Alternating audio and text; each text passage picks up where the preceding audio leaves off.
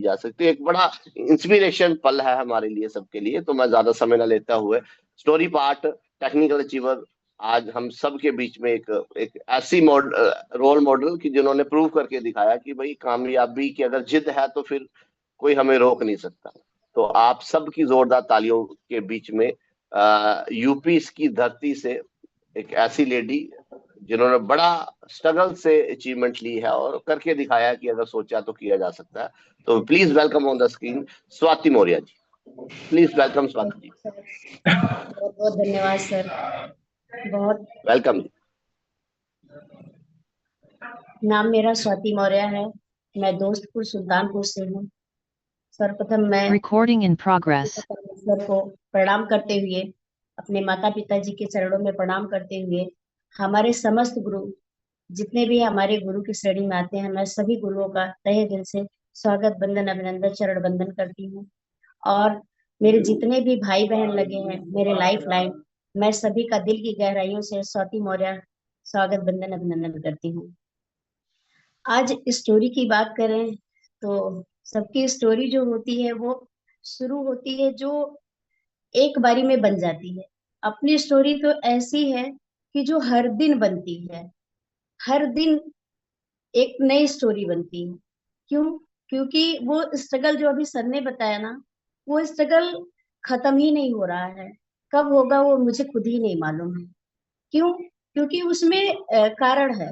कारण ये है कि हमारे जितने सीनियर्स हैं, जितने हमारे गुरु हैं, सभी बताते हैं कि जो है आप अपने परिवार को साथ में इन्वॉल्व करिए। लेकिन वो सौभाग्य मुझे कब प्राप्त होगा ये मुझे नहीं मालूम है। क्यों? क्योंकि मैंने बहुत प्रयास किया। ऐसा नहीं कि हमारे घर पे सीनियर नहीं आए, ऐसा नहीं कि हमारे घर में हम मतलब अपने प्रोडक्ट को इस्तेमाल नहीं करते 100%। प्रोडक्ट को 100% इस्तेमाल करते हैं, सभी लोग उसको यूज करते हैं। और मतलब जितनी भी चीजें हैं आरसीएम को लेके, जो शुरुआत हमारी हुई वहां से लेके अभी तक, अगले 4 साल के बीच में कोई ऐसा दिन नहीं गया होगा जिस दिन हमारे घर में आरसीएम की चर्चा ना चली हो। लेकिन पहले क्या था कि शुरुआती दौर में मतलब क्या क्या ऐसे कौन से ऐसे जिसका मैं मतलब आज यहाँ पे मैं बोल नहीं सकती, बता नहीं सकती कि कौन सा ऐसा शब्द रहा होगा जो हमने सुना नहीं होगा, कि जिसके वजह से मैं आरसीएम छोड़ दूं। ये मेरे लिए कितना कठिन था वो मैं बता नहीं सकती, लेकिन आज भी वो स्ट्रगल है। वजह क्या रही? सबसे बड़ी वजह क्या रही? आज हमारी जितनी बहनें लगी हैं, मैं सबको यही बताना चाहूंगी कि सबसे बड़ी वजह हमारी क्या होती है। अगर हम एक गरीब माँ बाप के घर से हों तो हमारी इज्जत ससुराल में नहीं होती है। अगर हम गरीब माँ बाप के घर से हो तो हमारी इज्जत ससुराल में नहीं होती है। बस सबसे बड़ी सजा यही है हमारी। और वजह यही थी कि शुरुआती दौर में जब मैं यहाँ पे आई तो यही वजह थी कि एक गरीब माँ बाप की बच्ची थी मैं। और यहाँ पे वहां से माहौल थोड़ा ठीक ठाक था, शिक्षा के मामले में तो बिल्कुल नहीं था, लेकिन वहां से ठीक ठाक था। बस यही रीजन रहा, इसके वजह से हर कोई भी कुछ भी कह के जाए, लेकिन जवाब देना मेरे लिए बहुत मुश्किल था। यदि मैं जवाब देती तो मेरे लिए समझ लीजिए कि मतलब हर व्यक्ति खड़ा था, हर व्यक्ति खड़ा था कि कब इनका जबान पकड़े, कब इनको क्या करे। मतलब किसी भी एंगल से कोई छोड़ने के लिए तैयार नहीं था। आज इतने लोग बाहर निकलते हो तो सारे लोग कहते हैं कि स्वाति मौर्य टेक्निकल अचीवर है, लेकिन यहाँ मैं कुछ भी नहीं हूँ। घर में चौखट के अंदर कुछ भी नहीं हूँ। जैसे कभी कभी क्या होता है ना, लोग बताते हैं, हमारे एक पुलिस वाले भैया थे, उनसे मेरी मुलाकात हुई थी, मैं उनको प्लान कर रही थी। तो वो मेरे को बता रहे थे, उनका फोन आया था तो वो बोले कि मैडम जी मैं बाहर पुलिस वाला हूँ, लेकिन चौखट के अंदर बिल्कुल नहीं, वहां तो मैं बेलन से मार खाता हूँ। तो सेम टू वही बात अपनी है कि मैं स्वाति मौर्य हूँ। लोग मोटिव पता है कितने लोग कहते हैं कि स्वाति जी मैं आपकी स्टोरी बता बता के दिखाता हूँ तो बहुत अच्छी ज्वाइनिंग निकलती है, इस तरीके। और वहां पे इतने सारे रिजल्ट हैं बाहर, सारे लोग कहते हैं, लेकिन कहीं ना कहीं मुझे कमी महसूस होती है कि शायद मुझ में कुछ कमियां रह गई हैं, जिसके वजह से अभी घर को मैं मोटिवेट नहीं कर पाई। और कुछ हद तक मैं अपनी टीम को भी मोटिवेट नहीं कर पा रही हूँ। कुछ कमियां रह गई हैं मुझ में, वो अब कब पूरी होंगी जाने भगवान। हमारे सीनियर्स कहते हैं कि बिना जो है टूर पे गए, बिना किसी बड़े इवेंट में गए कोई कामयाब नहीं हो सकता।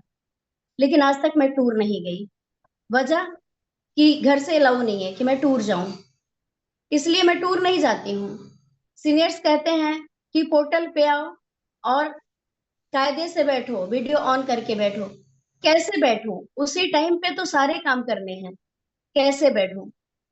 उसी टाइम पे सारे लोगों को, इधर रोटी बना रही हूँ, इधर अपलाइन बोल रहे हैं कि स्वाति तुम जूम पे आ जाओ।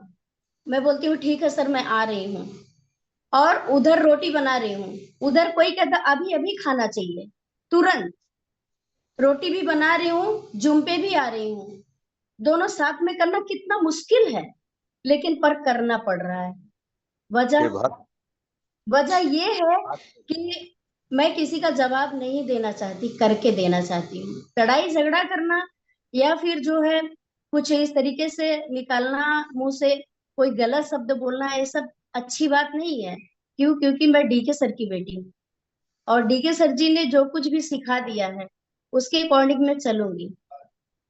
हाँ ये है कि जैसे शशि तिवारी जी ने कहा था ना कि अभी आपका जो है पेंडिंग चल रहा है, अभी आपका जो है सेविंग अकाउंट चल रहा है, सब आपको मिलेगा, सूद ब्याज सहित मिलेगा, वास्तव में मिलेगा, उसमें डाउट नहीं है, बिल्कुल मिलेगा। लेकिन फर्क इतना है, अभी पता है मेरा जो मैं ऑनलाइन कर देती हूँ, जाता है ना, मेरे से बाहर निकल के बोलता है मैडम जी एक बात बताइए। मैं बोलती हूँ हाँ भैया बताइए। कहता है कि आपकी दुकान इतनी अच्छी चलती है, और सर जी जब मैं कहता हूँ सर जी इतना पेमेंट हुआ है, तो कहते हैं कि मेरे पास पैसा नहीं है।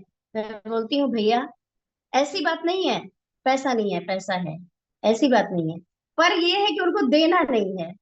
तो उसके लिए आप बिल्कुल बेफिक्र रहिए, आप मुझे बता दिया करिए, मैं आपको कर दूंगी। वो हंसता है बेचारा। तो कहने का मतलब ये है कि आज भी वो सारी प्रॉब्लम जो पहले थी ना वो आज भी है। एक दिन छुट्टा नहीं था, बोली सेठ जी 50 रुपए दे दो। बोले कि 50 रुपया नहीं है। क्या करूं, झगड़ा करूं? नहीं।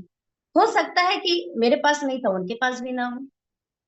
मैं ये चीजें समझ के, और हो सकता है छुट्टा ही ना रहा हो, मैं ये चीजों को समझती हूँ।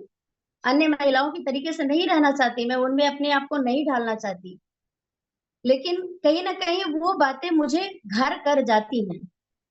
जिसका पति 1 से 1.5 लाख रुपया महीने का कमाता हो, वो 50 रुपया मांगे अगर ना मिले, तो कहीं ना कहीं वो घर कर जाती है। लेकिन नहीं, अगर सच बताओ ना, मेरी कामयाबी के पीछे सबसे बड़ा हाथ उन्हीं का है। यदि वो मुझे देते, यदि वो मुझे कहते कि स्वाति तुम करो इस काम को, तो शायद मैं नहीं कर पाती। लेकिन आज मुझे अगर वो टॉर्चर करते हैं ना, तो मुझे बहुत अच्छा लगता है। और वजह यही है कि मैं उनसे बार बार मांगती हूँ, और कोई वजह नहीं है। ऐसा नहीं है कि इतना पैसा आरती मुझे देती नहीं है, इतना मुझे देती है। लेकिन मैं इसीलिए मांगती हूँ कि जब भी मांगूंगी वो मुझे इनकार जरूर करेंगे, क्योंकि उनके स्वभाव में है। और जब जब करेंगे ना, तब तब यहाँ पे आग लगेगी, और तब तब मुझे कुछ बड़ा करने की इच्छा होगी, तब तब मैं ऐसे ही करूंगी। वजह यही है, सबसे बड़ा कामयाबी का राज वही है मेरे, और कोई नहीं है।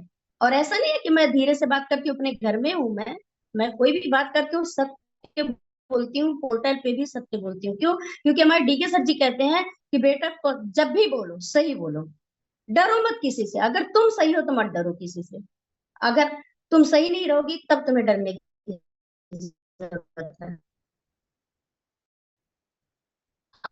आज हमारे कुछ